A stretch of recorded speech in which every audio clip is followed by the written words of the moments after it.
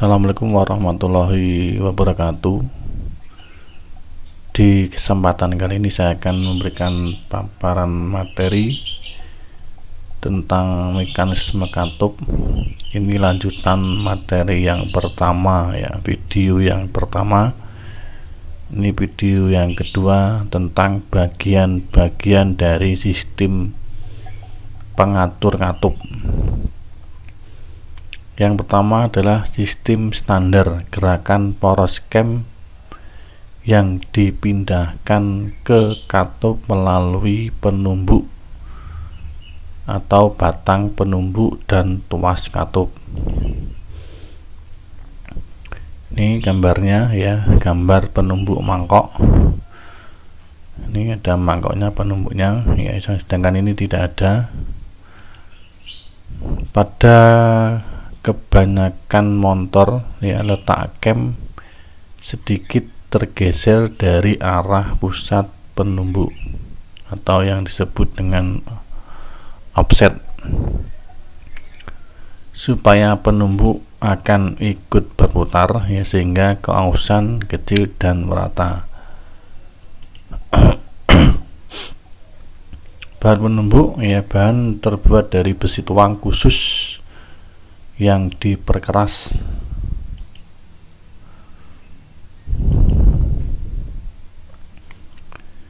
Yang kedua adalah batang penekan.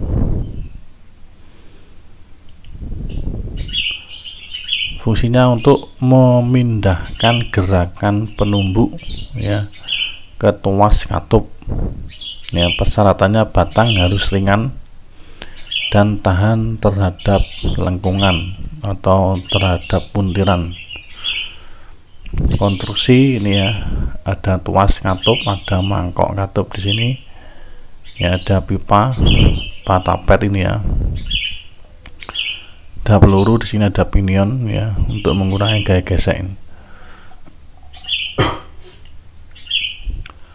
Untuk memperkecil massa ya, batang penekan selalu terbuat dari pipa. Pada motor besar, bagian pipa sering terbuat dari campuran aluminium ya, supaya pengantar panasnya lebih cepat. Yang ketiga adalah tuas katup. Fungsinya untuk memindahkan gerakan dari batang penekan katup. Persyaratannya ya, tuas harus ringan dan tahan terhadap bengkokan atau puntiran. Ini ya, templar ini ya, ini penyetelnya. Penggerak katup OHC, overhead camshaft. Yang pertama adalah penggerak katup DOHC atau yang sering disebut dengan double overhead camshaft dengan penumbuk mangkok. Nah, ini ini ada mangkoknya ini, seperti punya Avanza Xenia ya, Avanza Xenia seperti ini. Keuntungan ya, ringan dan kuat. Poros cam ini ya, tergeser dari arah pusat penumbuk ya, seperti overhead camshaft, sehingga mangkok ikut berputar ini ya. Di mangkok ini ikut bergerak ini. Kalau noken asnya berputar, ini ikut bergerak ya. Celah katup tidak berubah untuk waktu yang lama ya.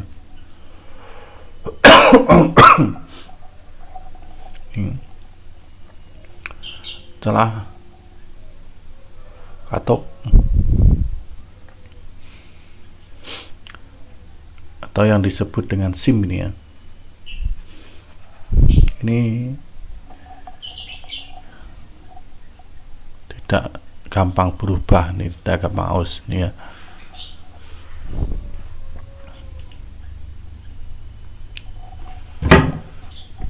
kerugian penyetelan katup ya sangat sulit ya, atau memerlukan waktu yang lama, karena untuk menyetel katup ini dia perlu pengukuran ya, perbandingan ya, terus kita beli. Kalau hasilnya sudah kita ketahui, maka kita beli di toko ya, dengan membawa hasil perhitungan.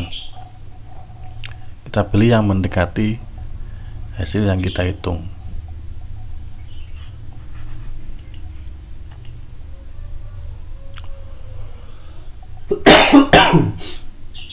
Yang kedua, penggerak katup OHC dengan tuas katup. Ini keuntungan sedikit bagian-bagian yang bergerak ya. Ini ada templarnya, yang tadi tidak ada. Kelembaman kecil ya, baik untuk motor putaran tinggi, artinya dia dapat menutup dengan rapat pada waktu putaran tinggi. Penyetelan katup sangat mudah ya, dia tidak perlu beli di toko. Penggerak katup OHC dengan tuas ayun, ini pada Mercedes, Opel, dan Nissan. Ini tuas ayunnya ini. Keuntungan sedikit bagian-bagian yang bergerak. Yang kedua, kelembaman massa sangat kecil, artinya gaya geseknya juga kecil. Konstruksi terbaik untuk penyetelan celah katup ya, kerugian konstruksi motor lebih tinggi. Yang ketiga, penggerak katup OHC dengan tuas ayun. Ini ya, sama ini keuntungan sedikit bagian-bagian yang bergerak. Yang kedua, kelembaman massa kecil. Yang ketiga, konstruksi terbaik untuk penyetelan celah katup. Kerugian ya, konstruksi motor lebih tinggi. Katup ya, kegunaan katup untuk mengatur pemasukan gas baru ke dalam silinder dan mengeluarkan gas bekas. Di katup pun ada dua, katup hisap dan katup buang. Katup hisapnya untuk mengatur gas baru, dengan katup buangnya untuk mengatur gas keluar. Ini bagian-bagiannya, batang katup ya, pengunci ya, kedudukan katup. Yang keempat, daun katup. Pembebanan yang pertama, pada daun katup terjadi tumbukan dengan kedudukannya. Yang kedua, keausan pada batang katup karena gesekan. Pembebanan panas pada katup buang ya, khusus katup buang sampai 8000 Celcius.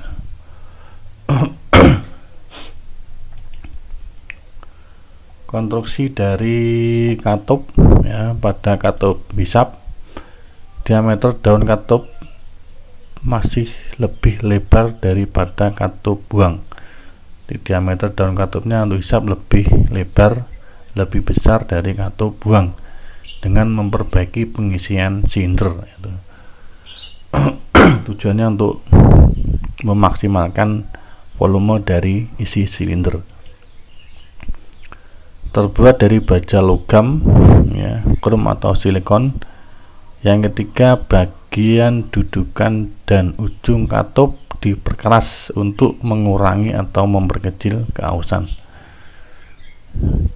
Kedua, katup buang ya, terbuat dari dua logam. Batang katup dari baja yang mempunyai sifat luncur yang lebih baik.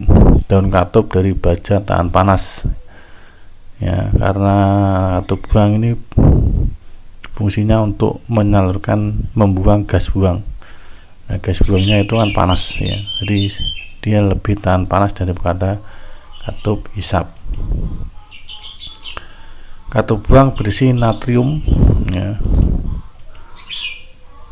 ini di dalamnya ada natriumnya. Ini selain tembaga krom, ini di dalam ada natrium untuk memuai panas. Kegunaan isi natrium menurunkan temperatur kerja katup ya. cara kerja yaitu pada temperatur kerja ya, temperatur kerja itu 80 derajat ya, 80 Celcius ya, natrium mencair dan akan dikocok-kocok. Dengan demikian natrium memindahkan panas dari daun katup ke batangnya. Jadi merambat nih dari daun katup ke batang. Dari panasnya kan di sini. Daun katup ini panasnya merambat ke sini. Merambat, dirambatkan lagi ke silinder blok. Pada daun katup ya, ke batangnya untuk memperbaiki pemindahan panas, pengantar katup tersebut dari bron atau dari tembaga. Pegas katup, kegunaan adalah untuk meredam karena terdapat daun pegas dengan frekuensi getaran diri yang berbeda. Pegas katup tunggal, tunggal untuk meredam getaran ya, pada pansa tunggalnya. Kisar lilitan sering tidak sama, berarti besarnya lilitan tidak sama ya. Ini yang rengket, ini yang agak renggang. Yang rengket itu di bawah, yang renggang itu yang dekat dengan pengunci dari katup. Pegas katup ganda ya, getaran peredam karena terdapat daun pegas dengan frekuensi getaran diri yang berbeda. Jika salah satu bekas putus, maka katup tidak akan masuk, katup tidak akan bekerja atau tidak masuk ke ruang bakar. Ini bekasnya ini ada dua ya, seperti punya generator motor ya, ada luar ada dalam ya. Jadi kalau salah satu putus, dia bekerjanya tidak bisa maksimal, katup tidak bisa menutup dengan rapat.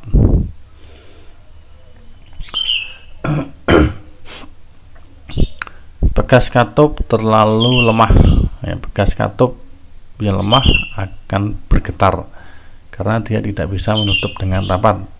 Pada putaran tinggi, katup tidak akan menutup rapat, melainkan akan melompat-lompat sehingga daya motor akan berkurang. Bekas katup terlalu kuat ya, keausan pada penggerak katup akan besar, tuas-tuas katup bisa patah, di batang katupnya bisa patah. Sil katup ya, sil katup digunakan untuk mencegah minyak pelumas yang mengalir ke saluran masuk atau saluran buang, masuk ruang bakar ya. Ini sil katup. Ini kalau sudah bisa masuk oli, ini merambat ke sini. Masuk ini pada waktu katup dia membuka, dia akan masuk ke ruang bakar. Akibatnya motor akan mengeluarkan asap. Ini kalau silnya tidak rapat. Kalau rapat, dia tidak akan masuk, tidak akan merambat ke sini. Itu salah satu mobil mengalami asap ya.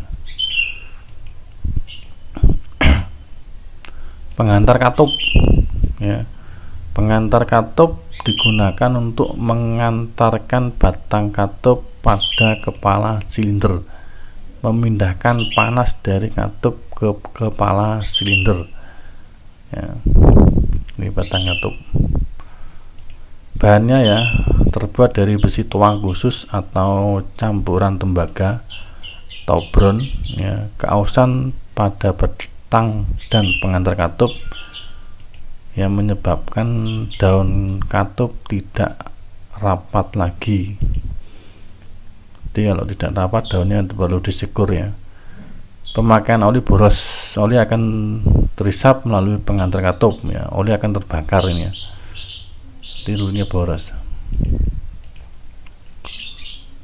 Yang F bentuk daun katup dan cincin kedudukannya. Ini ya, daun katup ya, ini daun katup yang paling atas ini. Yang kedua sudut daun katup ya, sudutnya ini sudut kemiringan. Cincin katup ya, ini settingannya itu di cincin katup pada intercop. Sudut cincin dudukan sesuai dengan sudut katup, lebar daun katup, dudukan katup harus di tengah daun katup. Posisinya harus tepat ini ya, di tengah, tidak boleh miring. Celah katup dan penyetelnya. Fungsi celah katup agar supaya katup dapat menutup dengan sempurna pada semua keadaan. Berarti kenapa katup bersetel? Supaya katup bisa menutup dengan rapat pada waktu putaran tinggi, putaran menengah, putaran rendah. Pada suhu panas, suhu dingin, ya, diharapkan katup bisa menutup dengan rapat, tidak ada kebocoran. Mengapa celah katup baru disetel? Jika keausan pada sistem penekan katup, maka celah katup menjadi akan lebih besar. Jika keausan pada daun katup dan kedudukannya, maka celah katup akan menjadi kecil, akan merapat ini. Berarti kalau kini aus, kini akan merapat, ini akan naik. Karena keausan ya tersebut tidak merata, celah katup berubah dan perlu disetel setiap 20.000 km. Celah katup terlalu besar ya, celah katup terlalu besar ya, penggerak katup berisik karena ada suara pukulan ini ya, pukulan dari templar ini. Bagian penggerak katup bisa patah ya, penggeraknya bisa patah. Celah katup terlalu kecil,